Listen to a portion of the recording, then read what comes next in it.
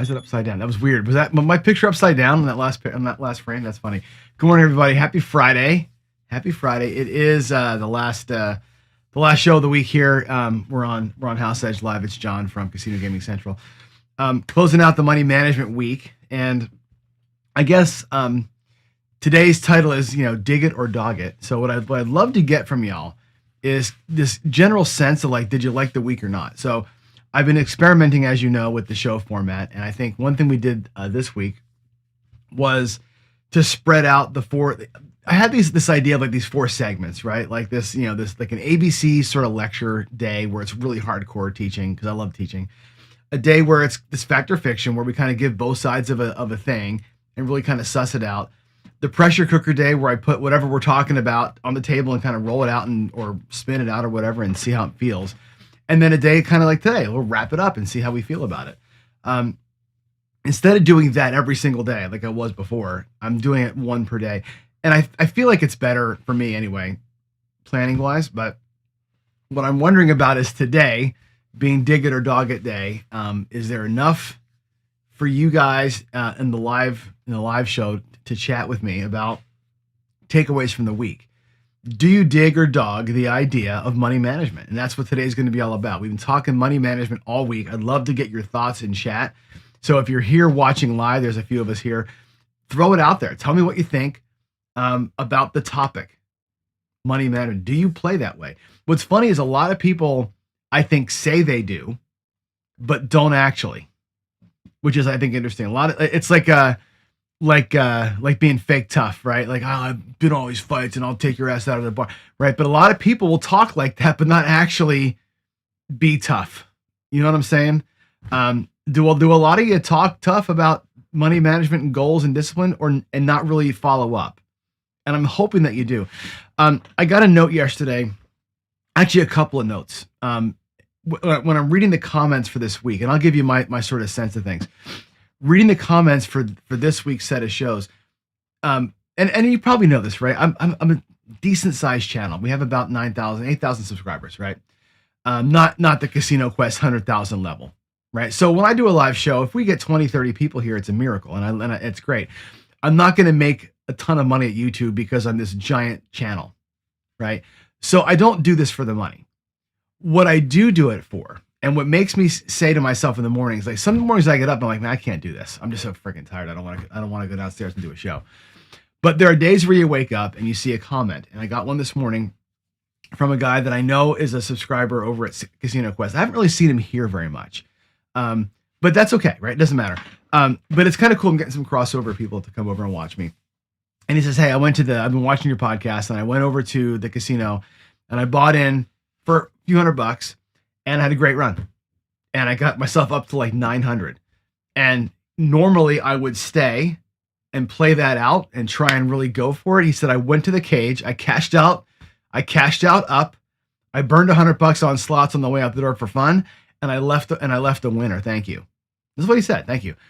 Another guy said the same thing, right? Very similar story. I don't normally play that way. I normally like to go, but because of what you're saying, I'm trying to have more discipline and it's working. I'm leaving and it's not like I'm leaving a millionaire, right? I probably walked away from a good roll or whatever, but I walked away with money and I'm like, that's why we do the shows, man. That's exactly why I do the show. It's not for the $46 that YouTube pays me every month, right? It's not for that. It's for those comments. It's for people that actually take something away, try it, and go, wow, that actually worked. Now, it's not going to work every time, but they had a better time at the casino, which is great, right? Because we all know with the casino. Oh, hold on, my. Oh, you know what? Hold on, my buttons stopped working. We know what the casinos are all about, right? They're all about taking every one of your hard-earned cents, right? That's their entire game, right? They want to bankrupt your ass. That's the whole point. And anytime you can walk away with even a little bit of their money, it's got to be a feel good for you, number one, right? But it just you win a little bit. You win the game a little bit, right? You get a first down. It's like what it's all about. And I think if we remember this, right, and we take those bridge concepts, right, understanding what your bankroll can do. And I'm going to do a little bit of a demo today where we're going to talk about bankroll and risk as it ties this topic together. I'm going to show you again the strategy from yesterday in case you missed it. Was the 220 inside. And I'm going to show you two players with the same bankroll and the same goal and how different their experience is when going for the goal. It's going to be, it should be kind of an eye-opener. I hope that it is today. But it's all about bankroll at that point, right? And know what it can do for you.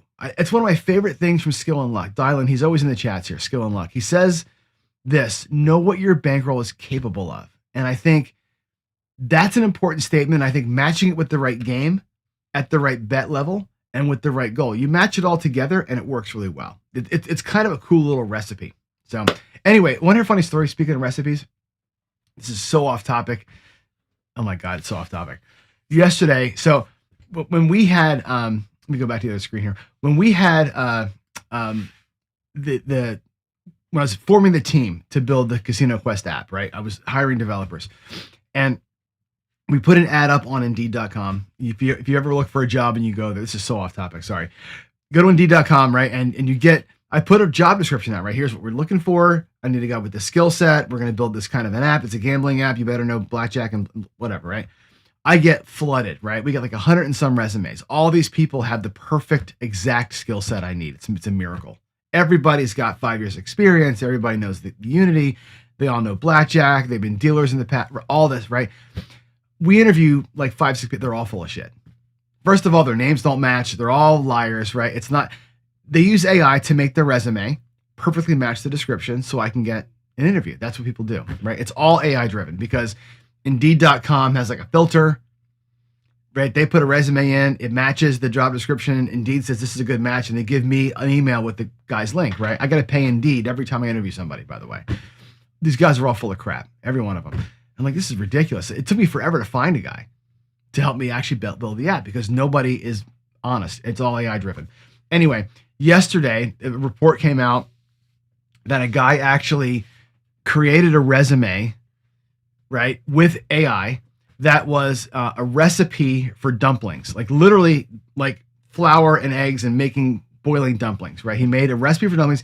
He had AI format that recipe into a resume format and load it with keywords for this job, this tech job. He got an interview.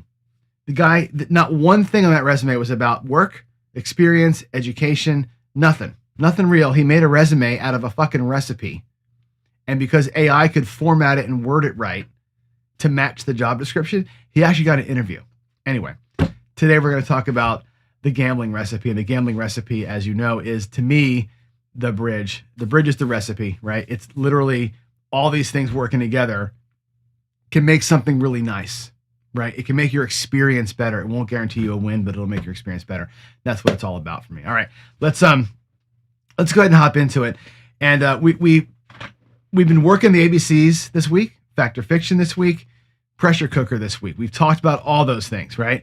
Today's dig it or dog it. And again, I want in chat you to, and we already have one guy doing it. Let's go yo with a great logo, by the way. I love the logo. It reminds me, by the way, your logo reminds me of Chiro, Midmo Yo, our good buddy. It brings back some memories there for me. But yeah, today's dig it or dog it. So if you have an opinion, thought, whatever on money management, maybe on what I'm going to show you today strategy-wise, let me know in chat. And let me know in the comments afterwards if this was a good week, number one, educationally, and two, if they think the money management is real or not, because a lot of people don't believe it. There are a lot of people, especially the math guys, that say it's all bullshit. You're gonna lose the house edge no matter how often you go, how much money you take, how much discipline you have, the house edge will still get you. Why bother? That's literally them, right? I don't believe that, but some people out there may believe that. And that if you're on that side of the argument, let's have the argument. Come at me in chat or come at me in a comment. Let's really talk about why you think money management doesn't matter, because I really believe that it does. All right, here we go. Today is dig it or dog it day, and what I want to do is run into a couple of different ways to hit a goal. Okay, I'm going to show you not really a money management technique today, but I really want to show you the differences of experiences between working a plan and letting it rip. Okay, maybe both guys, we can have them have the same goal. But let's look at 2 ways to get to that goal. And the real question is this: can you go nuts at a table? Can you have a strategy that really doesn't have a stop? No stop, no stopping point, no ceiling. Can you go crazy with that and have, I don't want to say no discipline, but less disciplined, more aggression at a table, yet at home, be very disciplined, right? Like, and I will put myself into this category sometimes, especially when I'm away on a trip, right? I'm very, as you know, I've shown you my bank accounts, right? I'm very disciplined with my master bank account, my profit account, which really kind of gets, that's kind of a volatile account because I buy things with it. My expenses account, my access account. I really do manage my money that way very, very diligently. And in fact, I showed you, I did a show a while back where I showed you my life accounts, my real life bank accounts, my bills account, my grocery account, my going out to eat account. My wife and I have like 5 bank accounts. We have like 5 debit cards, one for everything we do. We're very disciplined. But at the casinos, we can go a little crazy sometimes, right? We like to go for it sometimes. Can you be that? Can you call yourself a money manager if you're sometimes really aggressive at a table and not always following the bridge, but really disciplined with the money? I don't know if you can or not. I'd love to know your thoughts on that. Skill, money management is real. Ken says, just don't fuck it up today.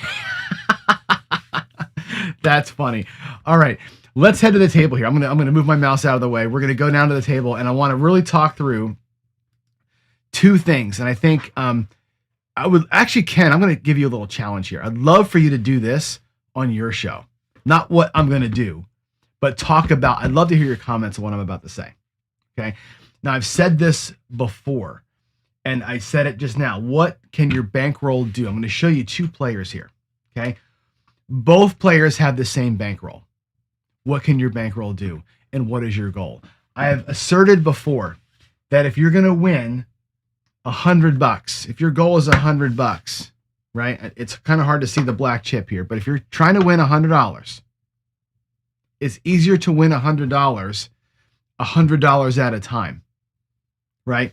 Or 25 at a time. You have to win 1 black chip, 4 green chips, right? Or if you're playing at $10 at a time, you got to win 1, 2, 3, 4, 5, 6, 7, 8, 9,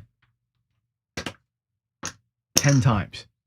You can win 1 time to make $100, 4 times to make $100, or God forbid, you got to try and win 10 times to make $100. Okay. From a money management standpoint, the one point I want to make with you is what's easier to do. This right here, really freaking hard to do. We did a study once, and I shared it with you, where they said if a person has $100 and they go and bet it on black, if another person has $1,000 and they're betting $1 at a time on black, which guy will win $100? This one person has a 50-50 shot at it. The other person who's betting $1 at a time has a 0.2% chance to win, 2% chance to win $100. If that guy has $10,000 or $1 million, the chances actually go down of them winning the money. It's so hard to win when you have to win a little bit at a time. But the person who's betting with the red chips, $10 at a time, thinks that they have $500 and $100 is a reasonable goal. Right? 20%. I can win that all day long. I can win $100 all day long on this thing, right? It's only 20%, but you're winning it $10 at a time. Is very hard to do. So I want to show you again 2 strategies. One guy, they're both going to put $500 up to risk. Both players will. Okay. The player in the front is going to take 2 cracks at it. He's got 225 twice, and he has a little bit extra money, right? He's going to go in the front. We're going to go that same thing from 220 inside. Okay. The same strategy as yesterday. 220 inside with $5 change. The other guy is going to take $75. He's going to get $9 change. Put his money over here. Put all this excess over here, okay? He's going to play the skill 66. We're going to get his red chips out, and he's going to go, and I'll put him in the back. It looks like lay bets, but I don't, my table's kind of, this little mat here is kind of small. So we'll just run him in the back. It's not lay bets. He's just going to be, I'm just going to put his bets where we can see them. Okay. He's going to run the skill 66. And this strategy is designed to do two things that people love. One, get you out of the hand in a couple of rolls. Two, regress. Three, let a long roll happen for you. Okay. Here's a regression system that is designed to get you out of the hand and then win about $10 every time. I'm going to play it I'm just going to same bet it. I'm not going to do any pressing up here, right? This guy here is going to take 2 hits and be done. If he can get 2 rolls, he's out and he's done for the day. If he doesn't get his 2 rolls, he's got another bullet to try it. If both bullets don't work, he's done. If bullet number 2 can recover bullet number 1, he'll keep playing. That's the idea. All right. It's just a mindset thing. This is just a mindset. Now, I want Ken to try something. I want to see your thoughts on winning a little bit, a whole lot of times versus winning a lot just once or twice. And granted, this is more juice out of your rack. Granted, you have 2 bullets instead of 5 or 6 bullets. But the experience is different and the walk away is different. Here we go. Let's come on out. 7 come out. A 5. The point's going to be 5. I know it's kind of hard to see, but the puck is behind those numbers up there. And here we go. Both players are looking for 2 inside hits, by the way. There's no difference here, right? They're both looking for 2 inside hits. That's the goal, right? So I'm not giving different probabilities to the guys. It's a pretty fair test here, right? And we got a 5. That's the point. So the puck will go off. And what'll happen is this. We'll do the player in the front first. He's going to get paid $70. We can do 75 for 5. Right? All of these pay $70. So $70 plus 5 from my rack is 75. We'll do a little change. He's going to bring his bets down and spread out to 110 inside. He's going to bring half down. Now remember, he was out there for 220. He's bringing back 100, 75, 185. That's coming back to his rack. 180. Well, actually, it's 180, right? So he's actually in this hand now for just the $40. I'm going to rebuild his rack, right? There's 100.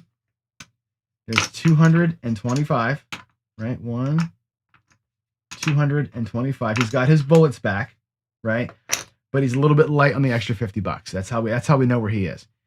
The other guy back here is going to get paid 21.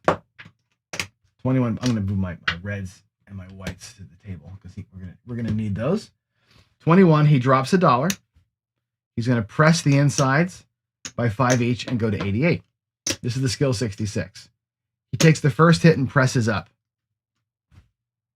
This guy's working his way out. We're still off on the clock, by the way. All right, we have another 5. That's 3 5s in a row. If you're keeping track at home, 3 5s in a row. Point is 5. Now, one more inside hit for both guys. One more inside hit for both guys. Can we do this? A 4? No. A 5. My God, the 5 is crazy hot. All right, here we go. You ready? Guy in the front gets paid. I'm going to put greens out here too. He gets paid $35. And he comes down. He's done for the day. Watch the rack. There's 1, 225. There's 225.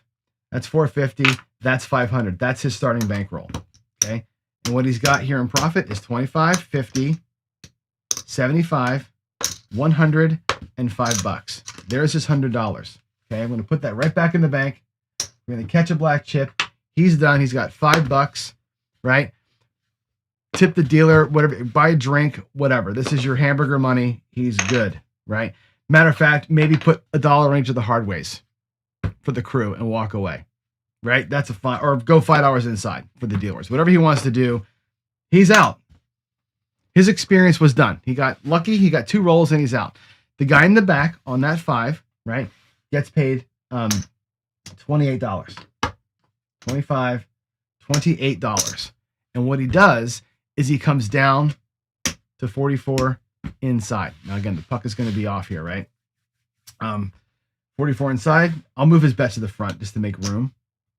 Okay. Looks like this. And he's going to bring back a pretty good chunk of change here, right? 25.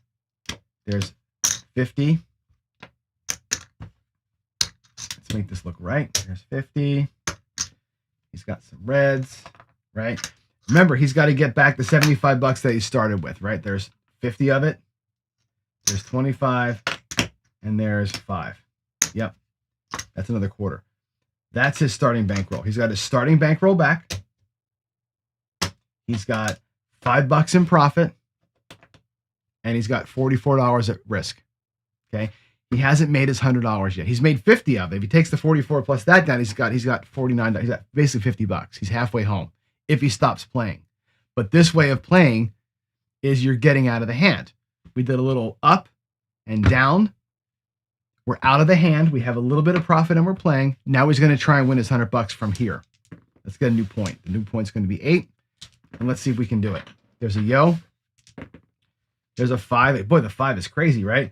15 for 1 we'll do. 1 for 15, and I'll pull it back. I'm just going to keep all the profits back on this side. We'll color this up.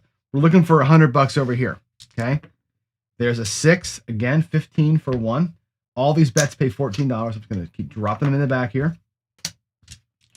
We get a great roll, we're going to be in good shape. 15 for 1 on the 5. Oh, that's 1 from the rack, not from there. 1 for there. Bam. Look at us go. A 2, 1, 3, a 6, 5 EO, a 2, 1, 3, a midnight. Boy, are we getting the tall and everything? There's a 7 out. Okay, so we lose the crack. Okay, there's your 7. There's a lot of horn numbers in there. Now, how did this guy do? His profit is 10, 20, 30, 40, $47. He's not quite there yet. Now, if you're this player, you've got a choice to make. Okay, and I've been here before, and I know that Dylan from Skill and Luck is out in the chat. Okay, let me ask you what you do here, because this is a very interesting, and again, money management, know your strategy. This is so interesting right here. We know we have 40. I'm going to actually make it look like, I'll keep it reds. There's 10, 20, or 20, 40, geez, a little, 20, 45, $47. If I do the move again, if I do the skill 66 one more time, we know the skill 66 results in a $50 win. If you go 66 to 88 and off, it's about $50, $49, right? I would have $49 from that move plus 47 from here, puts me at, what is that, $97, $98 or $96. If I make the move again, I'll be at $96 in profit. And I could be home, having to do the move 2 times. Or I could do the move again and repeat this whole process, 66, 88, 44, and let it roll, which is what most people probably do. Or I could say, you know what? I've already got 44. I don't have to do that move. There's 40. If I take this 5 as whites, I could just come back out here at 44 right now and take a totally free crack at it. Right? There's 3 ways to play it. Do the skill 66 again, take the $50 and get the fuck out of here. Do it again and just keep rolling it through again. Or take the 40-something bucks that I got from the last run and play it through. I'm already even in my rack. Again, money management is not just about when do you leave. It's about a little bit of rack management too, knowing where you are. We have all those decisions to make, okay? I am going to do it like this. I'm going to keep this 40-something bucks over here. Let's actually color this up. I'm going to get color here. We'll make this a quarter. I'm going to put this 40x dollars over here on the side as profit. I'm still going to try and build myself a $50 or $100 win. So I'm going to take $75. I'm actually going to make 76 and say, give me 66 inside. They'll give me 10 change. Okay. And get me set up. We're going to play it. We're going to play it that way. And I'm not going to play it to where we hit the go and leave. We're going to play it out. I'm going to show you what it means to try and win 10, 15 bucks at a time, how hard this actually is. All right, here we go. Again, we got to recover $75 over here. If I take these reds as a green, I put the 2 greens over here, you can see that my rack is $25 light. I've got 1, 2, 3, 4, 5 full $75 bullets, and I have 1 bullet that's missing a quarter. So right now, if we roll a 7, I'll be down money.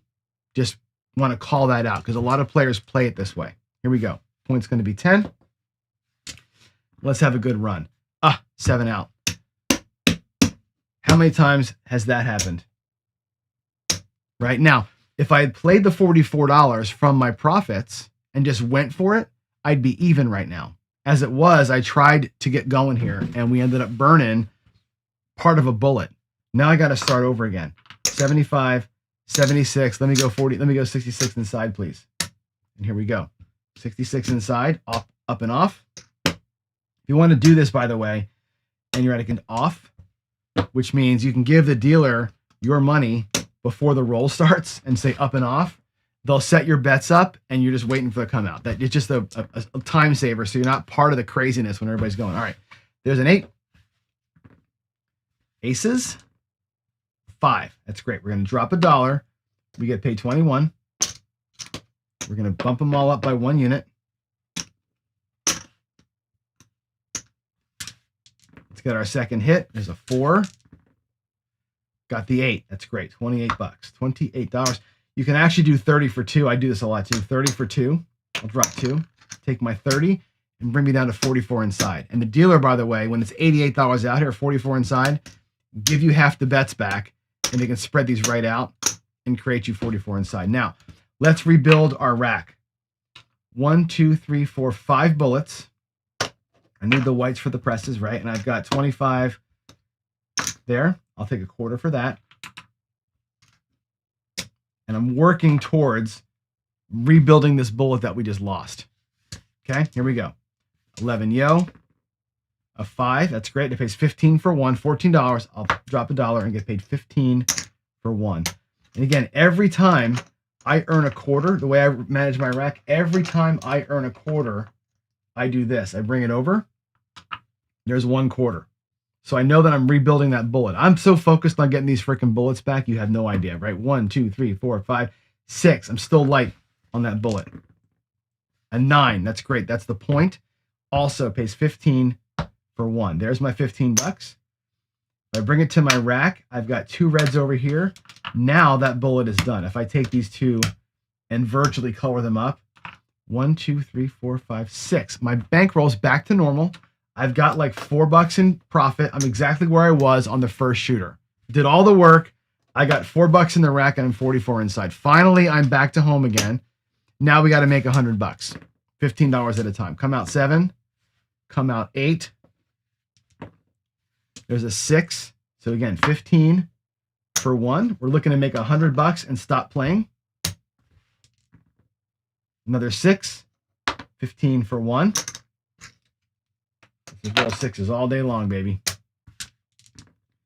There's a 3, ace deuce. There's a 9, good roll here. Again, 15 for 1. And again, if you're using your lammers, like I would recommend that you do, easy to see. There's 25, right? 25, 45. Come on, 8. Perfect. That's the point. Another 15 for 1. Awesome sauce, right? There's $50. There's $60 in profit. Now remember, do your math. $60, 70, 80, 90, 100. Okay?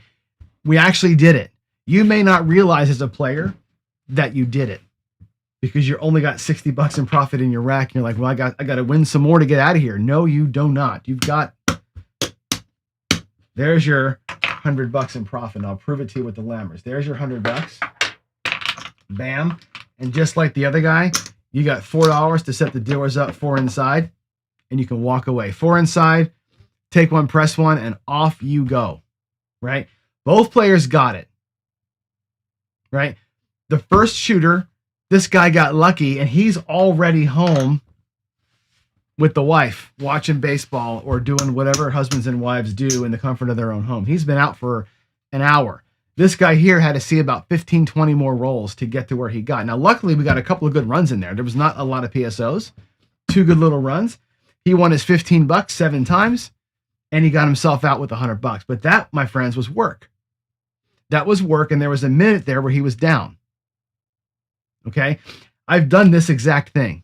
I've played this exact way. With my $500, I've played that exact way, and I've gone PSO, PSO, PSO, and had to win back 3 bullets, $15 at a time. And let me tell you something. If I would have had the PSO, PSO, PSO today, we have a whole different conversation on our hands. where I'm going to be fighting here for the next 45 minutes trying to make a freaking $100. As it was, we just lost one bullet along the way and we made it out. Okay. But when this goes south, it takes you forever to fight back. If this goes south, it's one bullet you lost, one bullet you lost. Que sera, sera, you go home and you're freaking done.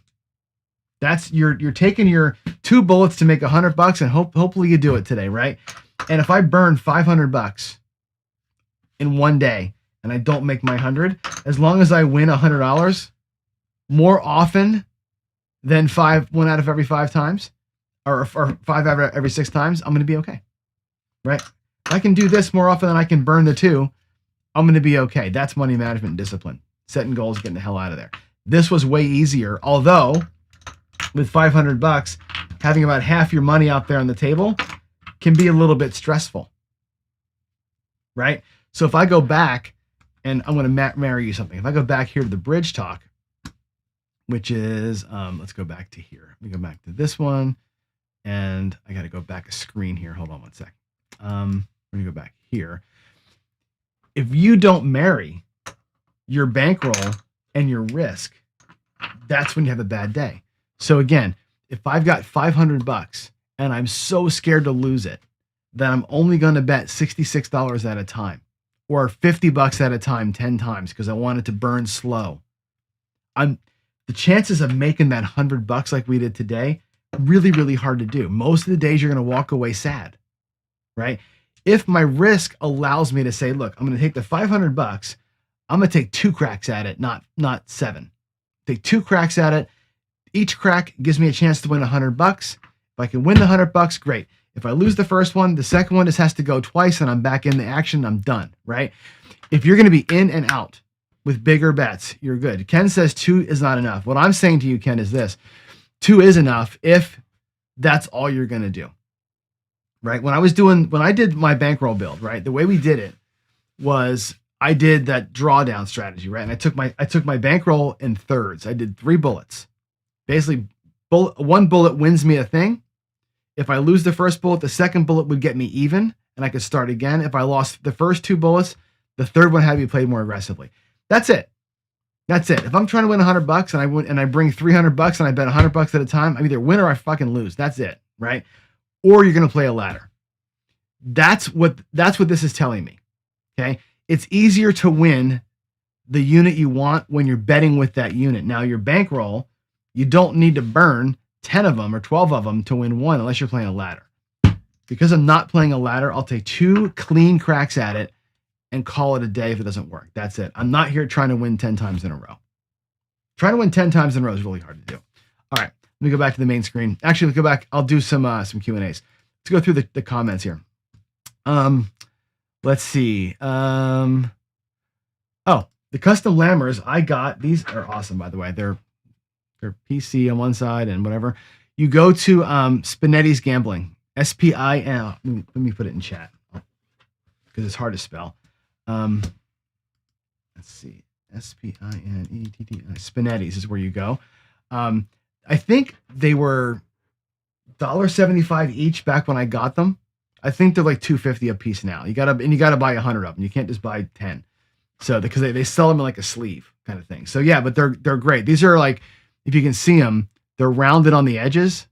Ken's got some, I think. I gave him some last year, but they're rounded, so they're actually really kind of cool.